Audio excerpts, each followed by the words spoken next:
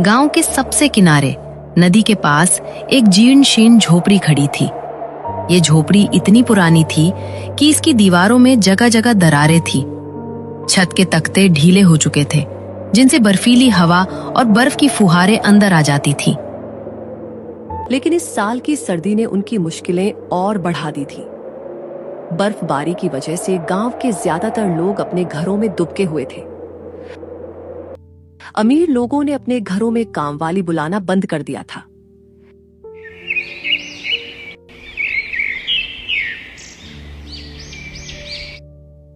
गीता और सीता को काम नहीं मिल रहा था और घर में खाने का सामान खत्म होता जा रहा था। आज की रात खास तौर पर भयंकर थी। बाहर तेज आंधी के साथ बर्फबारी हो रही थी। झोपड़ी की दीवारें हवा के झोंकों से कांप रही थी। छत से बर्फ की फुहारें अंदर आ रही थी। झोपड़ी के बीचों बीच रखी मिट्टी की अंगीठी में आखिरी लकड़ियां जल रही थीं। तीनों औरतें उस अंगीठी के चारों ओर फटी रजाई ओढ़े बैठी हुई थीं। गीता ने चिंतित स्वर में कहा, अम्मा, लकड़ियां खत्म होने वाली हैं। अंगीठी में बस 2-3 टुकड़े ही बचे हैं। इसके बाद क्या होगा? इस ठंड में बिना आग के हम रात कैसे काटेंगे? अम्मा ने गहरी सांस ली। उनकी आंखों में चिंता की लकीरें गहरी हो गईं। बेटी, ऊपर वाला ही मालिक है। जो लकड़ियां थीं वे भी तो गीली थीं। धुएं के मारे आंखें जल गईं, लेकिन गर्मी ठीक से मिली नहीं। अब तो लगता है कि यह सर्दी हमें खा जाएगी। छोटी बेटी सीता कांप रही थी। उसके होंठ नीले पड़ गए थे। दीदी, मेरे हाथ पैर सुन्न हो रहे हैं। इतनी ठंड तो मैंने जिंदगी में कभी नहीं देखी और भूख भी बहुत लग रही है। दोपहर से कुछ खाया नहीं है। सीता, बस थोड़ी देर और सब्र कर ले। सुबह होते ही मैं बाहर निकलूंगी। देखती हूँ कि कहीं से कुछ इंतजाम हो सके। कल मैं सेठ रामलाल के घर जाऊंगी और उनसे कुछ पैसे उधार मांगूंगी या फिर कुछ काम मांगूंगी। लेकिन दीदी, सेठ रामलाल तो बहुत कंजूस है। वह तो अपनी बहू को भी ठीक से खाना नहीं देता। वह हमें क्या देगा? सीता ने निराशा भरे स्वर में कहा। फिर भी कोशिश तो करनी ही पड़ेगी। और सुन सीता, कल तू घर पर ही रहना। अम्मा का ख्याल रखना। उनकी तबीयत भी ठीक नहीं है। रात भर खांसी आ रही थी। बेटी, तू इतना सोच मत। ऊपर वाले का नाम ले। जो होगा देखा जाएगा। अभी तो यह रात काटनी है। आओ तीनों मिलकर एक दूसरे से सटकर बैठते हैं। थोड़ी गर्मी मिलेगी। तीनों औरतें एक दूसरे से सटकर बैठ गईं। अंगीठी में आखिरी लकड़ी भी बुझने लगी थी। धीरे धीरे झोपड़ी में अंधेरा और ठंड बढ़ने लगी। बाहर आंधी और बर्फबारी का शोर डरावना हो गया। यह रात बहुत लंबी और भयंकर थी।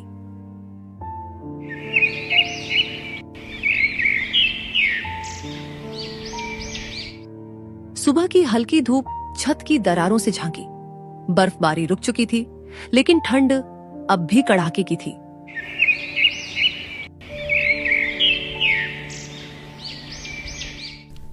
गीता सबसे पहले उठी। रात भर की ठंड ने उसके शरीर को अकड़ा दिया था। वह धीरे से उठी।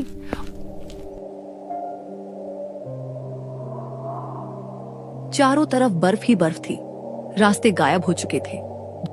झोपड़ी के सामने की छोटी सी जगह में बर्फ की 2 फुट मोटी परत जमी हुई थी। और दरवाजा ऊपर वाले, यह तो बाहर का और भी नजारा बुरा देखकर हाल वह है। स्तब्ध रह गई। उसने अपनी पुरानी शॉल कसकर लपेटी और बाहर निकली।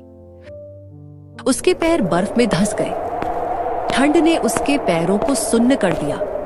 वह किसी तरह आगे बढ़ी। गांव में सन्नाटा था। कुछ घरों की चिमनियों से धुआं निकल रहा था।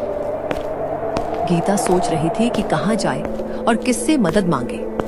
तभी उसे गांव के पुजारी पंडित गोपाल दास दिखाई दिए। वे मंदिर की तरफ जा रहे थे। पंडित जी, राम राम। गीता ने दूर से ही आवाज लगाई। पंडित जी रुक गए। उन्होंने गीता को पहचाना। अरे गीता बेटी, तुम इतनी सुबह और इस भयंकर ठंड में बाहर, सब ठीक तो है? तुम्हारी अम्मा और सीता कैसी हैं? गीता उनके पास पहुंची। उसकी आंखों में आंसू थे। पंडित जी, हम बहुत मुसीबत में हैं। घर में खाने को कुछ नहीं है, जलाने के लिए लकड़ी नहीं है, अम्मा बीमार हैं। इस बर्फबारी की वजह से मुझे काम भी नहीं मिल रहा। मैं सोच रही थी कि सेठ रामलाल से कुछ मदद मांगूं। पंडित जी का चेहरा गंभीर हो गया। बेटी, सेठ रामलाल से मदद मांगना पत्थर से तेल निकालने जैसा है। वह आदमी बहुत कठोर दिल का है। मेरी सलाह है कि तुम उससे दूर ही रहो। लेकिन हाँ, मंदिर में कुछ चावल और दाल पड़ी है, वह मैं तुम्हें दे दूंगा। और सुनो, मंदिर के पीछे कुछ सूखी लकड़ियां भी हैं, तुम उन्हें भी ले जा सकती हो। गीता की आंखों में आशा की किरण जगी। सच पंडित जी, आप इतना कुछ देंगे हमें? ऊपर वाला आपका भला करे। गीता ने पंडित जी के पैर छुए और घर की तरफ भागी। घर पहुंचकर उसने अम्मा और सीता को सारी बात बताई। तीनों की आंखों में खुशी के आंसू थे।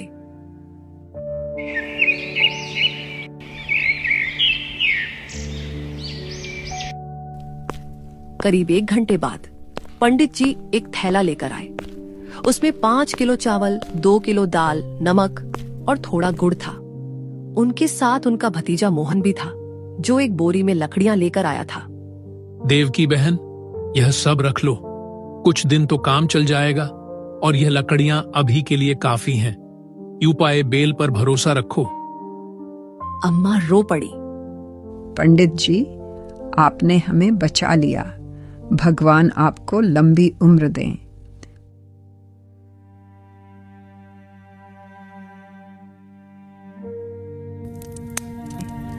पंडित जी के जाने के बाद गीता ने जल्दी से अंगीठी जलाई। लकड़ियां सूखी थीं और जल्दी जल गईं। झोपड़ी में थोड़ी गर्माहट आई।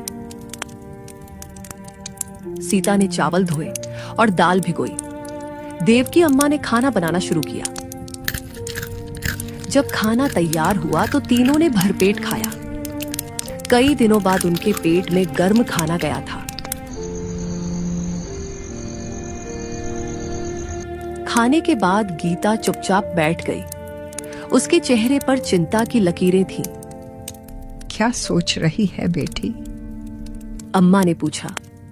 अम्मा, पंडित जी ने जो दिया है वह कुछ दिनों के लिए काफी है, लेकिन उसके बाद लकड़ियां भी जल्दी खत्म हो जाएंगी और यह बर्फबारी तो अभी कई दिन चलेगी। मुझे कुछ ऐसा करना होगा जिससे हमें लगातार पैसे मिलते रहें। लेकिन दीदी, इस बर्फबारी में कोई काम पर भी नहीं बुलाएगा। सब अपने घरों में बंद हैं। सीता ने कहा। गीता कुछ देर सोचती रही। फिर अचानक उसके चेहरे पर एक विचार आया। सुनो, मुझे एक आइडिया आया है। इस भयंकर सर्दी और बर्फबारी में हर घर में लकड़ी की जरूरत होगी जलाने के लिए। अगर मैं जंगल से लकड़ियां लाकर गांव में बेचूं तो क्या होगा? अम्मा चौंक गई। क्या कह रही है बेटी? जंगल इतना दूर है और इस बर्फबारी में वहां जाना बहुत खतरनाक होगा। तू अकेली औरत है, अगर कुछ हो गया तो? अम्मा, मैं समझती हूँ आपकी चिंता, लेकिन हमारे पास और कोई रास्ता नहीं है।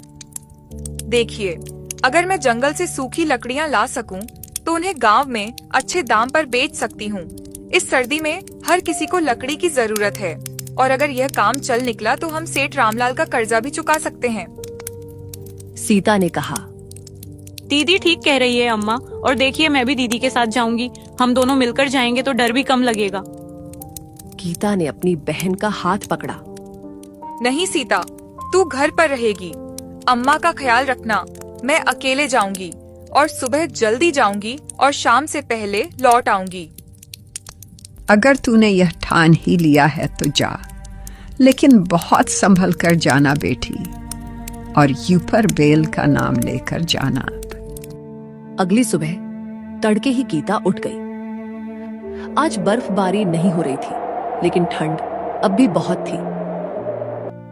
उसने अपनी सबसे गर्म साड़ी पहनी, ऊपर से एक पुरानी शॉल लपेटी और सिर पर मोटा कपड़ा बांधा। उसने घर की पुरानी कुल्हाड़ी उठाई और रस्सी का एक गट्ठर लिया। अम्मा ने उसे बचे हुए चावल की एक छोटी पोटली बनाकर दी। बेटी, रास्ते में भूख लगे तो खा लेना, और देख, ज्यादा लालच मत करना। जितना उठा सके उतना ही लाना। सीता रो रही थी। दीदी संभल कर जाना, जल्दी लौट आना। गीता ने दोनों को गले लगाया और घर से निकल पड़ी। बाहर का मंजर बर्फीला और सुनसान था। हर तरफ बर्फ की सफेद चादर बिछी थी। पेड़ों की डालियां बर्फ के बोझ से झुकी हुई थीं। रास्ते पर चलना मुश्किल था क्योंकि बर्फ में पैर धंस जाते थे। गीता धीरे धीरे आगे बढ़ती रही। उसके पैर ठंड से सुन्न हो रहे थे। जूते बहुत पुराने थे और उनमें से बर्फ अंदर आ रही थी। लेकिन वह रुकी नहीं। उसे अपने परिवार के लिए लकड़ियां लानी थी। करीब 2 घंटे की मुश्किल यात्रा के बाद वह जंगल के किनारे पहुंची। जंगल घना था और बर्फ से ढका हुआ। अंदर जाना और भी मुश्किल लग रहा था, लेकिन गीता ने हिम्मत नहीं हारी। उसने भगवान का नाम लिया और जंगल में कदम रखा। जंगल के अंदर ठंड और भी ज्यादा थी। पेड़ों के बीच से ठंडी हवा सनसना रही थी। हर तरफ बर्फ की सफेद चादर बिछी थी। पेड़ों की डालियां बर्फ के बोझ से झुकी हुई थीं। रास्ते पर चलना मुश्किल था क्योंकि बर्फ में पैर धंस जाते थे। गीता चारों तरफ सूखी लकड़ियों की तलाश करने लगी। कुछ दूर जाने पर उसे एक गिरा हुआ पुराना पेड़ दिखाई दिया। वह पेड़ सूख चुका था। गीता खुश हो गई। उसने अपनी कुल्हाड़ी निकाली और पेड़ को काटना शुरू किया। शुरू में तो कुल्हाड़ी चलाना मुश्किल था क्योंकि हाथ ठंड से जम गए थे, लेकिन धीरे धीरे मेहनत करने से शरीर में गर्मी आने लगी। वह लगातार काटती रही। करीब 1 घंटे की मेहनत के बाद उसने लकड़ी के अच्छे खासे टुकड़े इकट्ठे कर लिए। उसने उन्हें रस्सी से बांधा और एक गट्ठर बनाया। गट्ठर भारी था, लेकिन वह उसे उठाने लायक था। जब वह गट्ठर उठाकर वापस जाने की तैयारी कर रही थी, तभी उसे पीछे से आवाज आई। अरे कौन है वहाँ? गीता घबरा गई। वह पलटी तो देखा कि एक बूढ़ा आदमी उसकी तरफ आ रहा था। वह काका बुधराम थे, जो जंगल के पास ही रहते थे। गीता ने राहत की सांस ली। काका, मैं लकड़ियां लेने आई हूँ। घर में जलाने के लिए कुछ नहीं था, सोचा कि कुछ लकड़ियां ला लूं। काका बुधराम ने सिर हिलाया। बेटी, यह बहुत खतरनाक काम है। अकेली औरत को जंगल में नहीं आना चाहिए, और यह भी समझ लो कि वन विभाग वाले अगर देख लें तो परेशानी हो सकती है। मैं जानती हूँ काका, लेकिन मजबूरी है। घर में अम्मा और सीता भूखी रहती हैं। मुझे कुछ तो करना ही होगा। काका बुधराम की आंखों में करुणा थी। ठीक है बेटी, मैं समझता हूँ, लेकिन देख, यह रास्ता बहुत फिसलन भरा है और शाम होने से पहले गांव पहुंच जाना। जंगल में अंधेरे के बाद रहना खतरनाक है। जी काका, मैं सावधान रहूंगी। गीता ने गट्ठर उठाया और वापसी की यात्रा शुरू की। गट्ठर भारी था और बर्फीले रास्ते पर चलना बहुत मुश्किल था। कई बार वह फिसली और गिरते गिरते बची। हार नहीं मानी। उसने अपने परिवार का चेहरा याद किया और आगे बढ़ती रही। दोपहर होने तक वह गांव के पास पहुंच गई। थकान से उसके पैर लड़खड़ा रहे थे।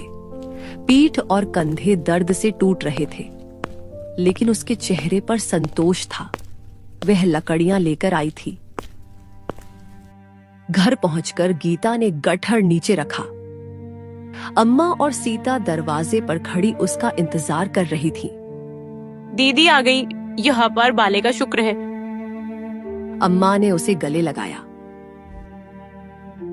बेटी, कितनी थक गई होगी। आ, अंदर आ, मैंने खाना गर्म रखा है।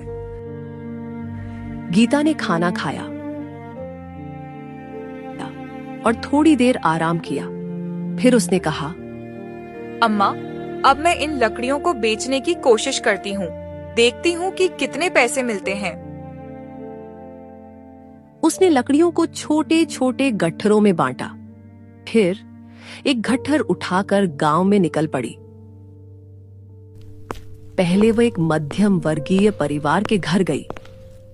भाभी जी, अरे गीता, आ बेटी, बता क्या काम है। भाभी जी, मैं जंगल से सूखी लकड़ियां लाई हूँ। इस सर्दी में आपको जलाने के लिए चाहिए होंगी। बहुत अच्छी सूखी लकड़ियां हैं। भाभी ने लकड़ियां देखी। हाँ बेटी, लकड़ियां तो अच्छी लग रही हैं। कितने पैसे लोगी इस गट्ठर के? गीता ने सोचा।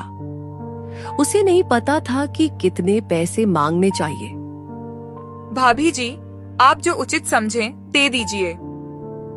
ठीक है, मैं तुझे 30 रुपए दे देती हूँ, चलेगा? गीता की आंखें चमक गईं। 30 रुपए उसके लिए बड़ी रकम थी। जी भाभी जी, बहुत बहुत धन्यवाद। पहली बिक्री से उत्साहित होकर गीता अगले घर गई। वहां भी लकड़ियां बिक गईं। फिर अगले घर और फिर अगले घर। शाम तक उसने सारे गट्ठर बेच दिए और उसके पास 150 रुपये जमा हो गए।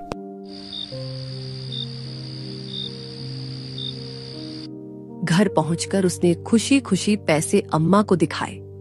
देखिए अम्मा, 150 रुपए, सारी लकड़ियां बिक गईं। अम्मा की आंखों में खुशी के आंसू आ गए।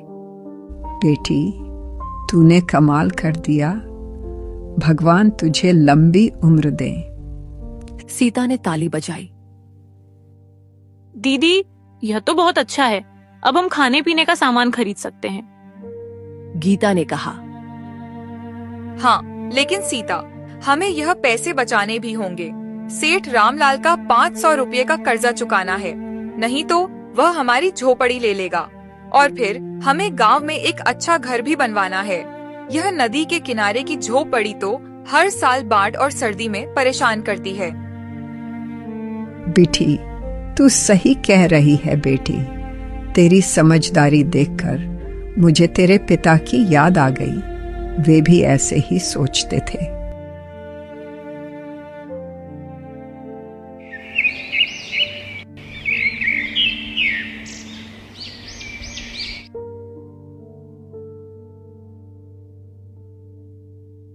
उस रात तीनों ने मिलकर एक योजना बनाई। गीता रोज जंगल जाएगी और लकड़ियां लाएगी। सीता घर का काम संभालेगी और बाजार से सामान लाने का काम करेगी। और धीरे धीरे वे पैसे जमा करेंगे।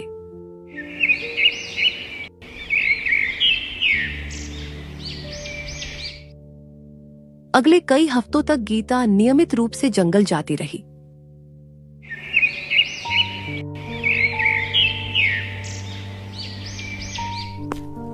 हर रोज वह सुबह जल्दी उठती, जंगल जाती, लकड़ियां काटती और शाम तक उन्हें गांव में बेचती।